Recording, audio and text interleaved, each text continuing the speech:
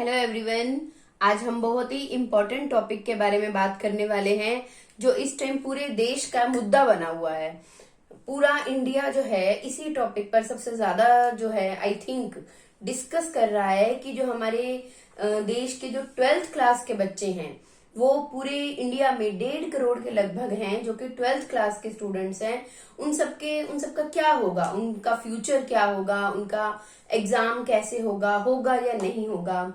तो इन सभी क्वेश्चंस के जो आंसर्स हैं वो मैंने बहुत सारा गूगल करने के बाद बहुत सारे आंसर्स ढूंढे हैं and I have collected some important points for all 12th class students. So I hope this video will definitely help you कि अभी 12th क्लास के जो सीबीएसई के एग्जाम होंगे वो कैसे होंगे, क्या होगा आप सबका। तो please let's start with me at my channel learning skill with your teacher Jyoti Sikka and let's start without wasting the time.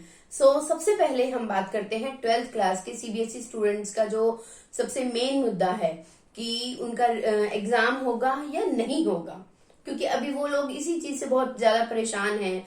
तो I want to tell you कि जो हमारे देश के जो एजुकेशन मिनिस्टर हैं रमेश पोखरियाल जी, इन्होंने सभी स्टेट के जितने भी जो भी एजुकेशन मिनिस्टर थे सभी स्टेट से एक राय मांगी थी, सभी पेरेंट्स से राय मांगी थी, बच्चों से राय मांगी थी। इनके ट्विटर अकाउंट पर अगर आप अभी भी खोल जाते हैं और देखेंगे कि मोर देन मतलब इतने सारे मोर देन थाउजेंड्स लोगों ने या मतलब 15,000 20,000 इनको जो है डेली राय मिलती हैं कि एग्जाम लो या नहीं लो। तो इन सब के बारे में जो है 25 मई तक लास्ट डेट है। रमेश पोखरियाल ने जो ट्विटर पर भी लिखा है, आप इनकी सीबीएसई की वेबसाइट पर भी जाकर देख सकते हो कि 25 मई तक इन्होंने इतनी मीटिंग्स करी हैं और सभी स्टेट से राय मांगी है कि एग्जाम कैसे होना चाहिए या नहीं होना चाहिए। तो आज 25 मई लास्ट डेट है सभी को अपने एडवाइस देने की। तो इसमें सभी लोग अपने एडवाइस दे सकते हैं। आप लोग भी चाहें तो फट से अपना जो है एडवाइस वहां ट्विटर पर इनको दे सकते हैं कि क्या करना चाहिए। तो 25 मई से लेकर 25 मई से 1 जून के बीच का जो इन्होंने टाइम मांगा है रमेश पोखरियाल जी ने कि इन दीज डेज ये लोग सभी स्टेट के डिसीजन, सभी पेरेंट्स के डिसीजन, इन सबको इवेल्युएट करेंगे और जो भी बेस्ट होगा, जो बच्चों के हित में होगा, जो बच्चों की लाइफ के हित में होगा, वो डिसीजन ये बताएंगे। फाइनल डिसीजन वही होगा। तो 1 जून पर जो है 1 जून को है जो आप सबको पता लग जाएगा फाइनली होना क्या है। मैं आपको बता देती हूँ कि क्या क्या एडवाइस आए हैं और क्या क्या सीबीएसई ने भी प्रपोजल रखे हैं और किस एडवाइस के ज्यादा इम्प्लीमेंट होने के चांसेस हैं। तो सबसे पहले महाराष्ट्र गवर्नमेंट ने क्लियरली बोल दिया था इनको, रमेश पोखरियाल जी को, इनकी मीटिंग में कि एग्जाम नहीं होने चाहिए बिल्कुल भी। ठीक है, क्योंकि महाराष्ट्र में तो इतना ज्यादा कोरोना फैला हुआ है, साथ में बच्चों की सिक्योरिटी, वैक्सीन नहीं है उनके पास, तो 18 ईयर से नीचे वालों को तो लगा ही नहीं सकते हैं। और बहुत सारे बच्चे जो हैं, if I am not wrong, तो शायद 80% तो ऐसे बच्चे होंगे पूरे इंडिया में जो बिलो 18 होंगे। ठीक है, या फिर अभी आने वाले 6 महीने साल में वो लोग 18 के हो जाएंगे। तो अभी तो उनके लिए कोई वैक्सीन नहीं है। ठीक है, तो महाराष्ट्र ने तो साफ मना कर दिया कि हम एग्जाम नहीं लेना चाहते। अब दिल्ली गवर्नमेंट ने ये प्रपोजल रखा है कि एग्जाम जो है बच्चों के होने चाहिए, क्योंकि फ्यूचर में एंट्रेंस उनको देने हैं। लेकिन बच्चों की सेफ्टी का भी उन्होंने बोला है कि बच्चों की सेफ्टी बहुत ज्यादा इंपॉर्टेंट है, क्योंकि अगर बच्चे एग्जाम देने जाते हैं और उनको कोरोना हो जाता है तो उनकी लाइफ का रिस्क हो जाएगा। तो दोनों ही बातें हैं। तो इसके लिए उन्होंने ये प्रपोजल दिया है कि आप जो दिल्ली के अंदर जो बच्चे हैं, दिल्ली में 1.5 करोड़ बच्चे हैं जो कि 12th क्लास में है। इंडिया में तो बहुत ज्यादा है। ठीक है, तो दिल्ली के जो 1.5 करोड़ बच्चे हैं उनको जो कोरोना की वैक्सीन लगा दी जाए। अगर गवर्नमेंट उनको दे देती है, दिल्ली गवर्नमेंट को, कि कोरोना की जो भी वैक्सीन है वो उनको दे दी जाए, जो कि 18 ईयर से और 17 से 18 साल के मोस्टली बच्चे हैं यहाँ पर जैसे 12th के। तो उनको दे दी जाए और वो लगा दे वो वैक्सीन और फिर उनका एग्जाम हो जाए। तो लेट्स सी कि फाइनल डिसीजन सीबीएसई का क्या होता है। इसकी ये तो हो ही स्टेट्स की बात। इसके अलावा सीबीएसई ने भी कुछ प्रपोजल रखे हैं। क्या प्रपोजल रखे हैं? देखो, सीबीएसई ने ये कहा है कि हम ये कर सकते हैं कि अभी तो जैसे कोरोना के आप लोग भी डेटा देख रहे हो, डेली न्यूज में दिन पर दिन घटते जा रहे हैं। अभी आज भी दिल्ली में सिर्फ 1600 नए केसेस आए हैं 24 घंटे में। ठीक है, तो कोरोना जो है ये डिक्लाइनिंग पर आ रहा है। तो इन्होंने ये प्रपोजल दिया है कि 15 जुलाई तक उम्मीद है कि कोरोना के केसेस बहुत ज्यादा कम हो जाएंगे। ठीक है, तो 15 जुलाई से ये लोग एग्जाम शुरू करेंगे। सीबीएसई ने सिर्फ ऐसा प्रपोजल दिया है, फाइनल डिसीजन अभी 1 जून को ही लेंगे। तो उन्होंने ये प्रपोजल दिया है कि 15 जुलाई से जो है हम एग्जाम स्टार्ट कर देते हैं।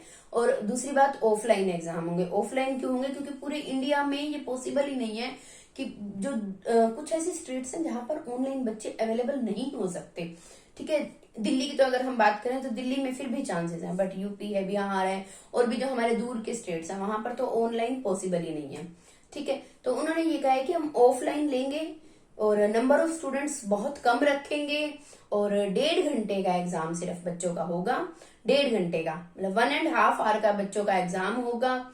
और नेक्स्ट उन्होंने ये बोला है कि एमसीक्यूज होंगे, ऑब्जेक्टिव क्वेश्चंस होंगे सिर्फ, और कुछ नहीं, सब्जेक्टिव क्वेश्चन नहीं होंगे। तो जो 1.5 घंटे का एग्जाम होगा वो भी सिर्फ उन सब्जेक्ट्स का होगा जो मेन सब्जेक्ट है। 19 सब्जेक्ट्स टोटल सीबीएसई ने प्रपोजल रखा है कि ये 19 मेन सब्जेक्ट हैं जिनका की एग्जाम होना चाहिए। ये 19 सब्जेक्ट्स में से कौन कौन से सब्जेक्ट हैं? एक तो लैंग्वेज के सब्जेक्ट हैं, दूसरे जो प्रोफेशनल कोर्सेज के लिए जिनमें बच्चों को मार्क्स लाने कंपलसरी हैं, जैसे कि अकाउंट्स है या फिजिक्स है या केमिस्ट्री है या साइंस है, जो बायो है या मैथ्स है, इकोनॉमिक्स है। तो ये कुछ ऐसे सब्जेक्ट्स हैं जो कि बच्चों को फ्यूचर में अगर कोई कोर्स करना है तो ये वाले मार्क्स उनको बहुत इंपॉर्टेंट रखेंगे। ठीक है, तो ये सिर्फ 19 ही सब्जेक्ट होंगे जिनका कि वो पेपर लेना चाहेंगे। और उन्होंने ये बोला है कि सीबीएसई के जो एग्जाम है ये फाइनल 15 जुलाई से शुरू करके 26 अगस्त तक 19 सब्जेक्ट वो कवर कर लेंगे विद गैप के साथ। ठीक है, मतलब थोड़े बच्चों को एक बार बुलाया, फिर थोड़े बच्चों को, जैसे पहले बहुत ज्यादा बच्चे होते थे एक क्लास में, तो ऐसे नहीं, थोड़े बच्चों को गैप में बिठा कर वो एग्जाम लेंगे। ठीक है, और रिजल्ट की बात करें तो रिजल्ट उन्होंने ये प्रपोजल रखा है कि अगर हम 26 अगस्त तक सब बच्चों का पेपर ले लेते हैं तो हम उम्मीद रखेंगे कि हम सितंबर में अपना रिजल्ट भी डिक्लेयर कर सकते हैं। क्योंकि इस टाइम बच्चे बहुत ज्यादा फ्रस्ट्रेटेड हुए पड़े हैं। उनको 1 अप्रैल से वो लोग पढ़ाई करना शुरू कर रहे थे, आज मई शुरू हो गया है, लगभग 13 महीने हो गए हैं बच्चों को पढ़ते पढ़ते। उन्हें आज तक यही समझ में नहीं आ रहा है कि हमारा पेपर भी होगा या नहीं होगा। तो ऐसे में इसके अलावा जितने भी बच्चे हैं उन सभी के जो फैमिली मेंबर हैं या तो वो कोरोना से इफेक्टेड हुए हैं या बहुत सारे लोगों की डेथ हुई है। तो इस टाइम हम बच्चों की मेंटल जो हेल्थ है उसके बारे में हम अंदाजा भी नहीं लगा सकते कि वो लोग कितना ज्यादा सफर कर रहे होंगे। और ऐसे में अगर उनको ये बोलना कि भाई तुम पढ़ो और पढ़ने के बाद भी ये बोलना कि पता नहीं पेपर भी होंगे या नहीं होंगे, तो ये बहुत ही डिफिकल्ट सिचुएशन है बच्चों के लिए। मेरी पूरी सिंपैथी है बच्चों के साथ कि आई कैन अंडरस्टैंड कि कितना डिफिकल्ट आप फील कर रहे हो। और इसके अलावा जो हमारी रिजल्ट की बात हो गई, इसके अलावा हम बात करते हैं, सीबीएसई ने एक नई ऐप भी लॉन्च किया है इन सभी प्रॉब्लम्स को देखते हुए। उस ऐप का नाम है सीबीएसई दोस्त फॉर लाइफ। ठीक है, आप लोग गूगल पे अगर सीबीएसई दोस्त DOST दोस्त फॉर लाइफ अगर आप ये लिखते हैं तो आपको एक ऐप का लिंक मिल जाएगा, उसको आप इंस्टॉल करो। और अगर आप उसको इंस्टॉल करते हो तो वहां पर आपको जो है 12th के बाद बच्चों को समझ में नहीं आता ना कि कौन कौन से कोर्सेज हैं या क्या करें, तो वहां पर आपको पूरी गाइडेंस मिल जाएगी, कोर्सेज पता लग जाएंगे। इसके अलावा वहां पर आपको एक काउंसलर भी अवेलेबल कराया जाएगा, आपको टाइम स्लॉट दिया जाएगा 9:30 से टाइमिंग जो है इसका 9:30 से 9:30 से 1:30 बजे और फिर 1:30 बजे से 5:30 बजे। ये 2 स्लॉट्स हैं जिसमें बच्चे को कभी भी टाइम मिल सकता है।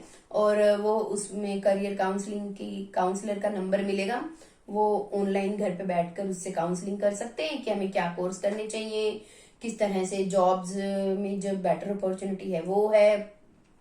और इसके अलावा कोरोना से रिलेटेड गाइडलाइंस भी हैं इसमें, और हेल्थ और मेंटल पीस से रिलेटेड भी गाइडलाइंस है इसमें। तो अगर आप चाहें तो एक बार आप उस ऐप को खोल सकते हैं, देख सकते हैं। It's a very good app.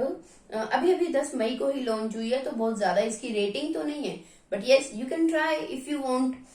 सो अभी आज तक जो है, जो पूरा मैंने इवेल्युएशन करके जो मैंने पॉइंट्स निकाले थे, जो मैंने कुछ इम्पोर्टेंट पॉइंट्स निकाले और पूरा सर्च किया, एंड वो सब रिजल्ट जो है, उसका निचोड़ जो है वो मैंने आप सबको बता दिया है। सो अगर फिर भी आप लोगों को कुछ भी बताना है या कुछ पूछना है या कुछ एडवाइस है आपकी तरफ से, तो आप प्लीज मेरे को कमेंट में लिख देना। लेकिन अगर आप मेरा व्यू मांगोगे तो मैं भी बहुत ज्यादा इस क्रिटिकल सिचुएशन में हूँ। मैं सोच भी नहीं पा रही हूँ कि वो बच्चा जो घर में बहुत ज्यादा सफर कर रहा है मेंटली, फिजिकली, और उसको एकदम से बोला जाए कि हाँ आप एग्जाम देने आ जाओ, ये भी मुश्किल है।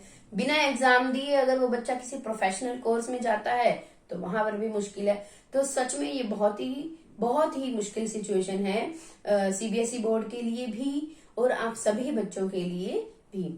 सो आई होप जो भी होगा 1 जून को जो भी फाइनल डिसीजन होगा रमेश पोखरियाल जी का, वो डिसीजन विद टाइम टेबल, जो भी अगर वो 12th क्लास का अगर वो फाइनली डिसाइड करते हैं कि ऑफलाइन एग्जाम होगा, उसकी पूरी डेट शीट मैं आपको वीडियो में बनाकर दिखाऊंगी। इसके अलावा अगर मान लो ये डिसाइड होता है कि एग्जाम नहीं होना है, तो ये तो वैसे ही अच्छी बात है। सो इसकी गुड न्यूज भी मैं आपको वीडियो में जरूर दूंगी। So thanks for watching, and आप लोग तब तक मेरी वीडियोस को देखते रहिए, and please like, share and comment. Thank you so much.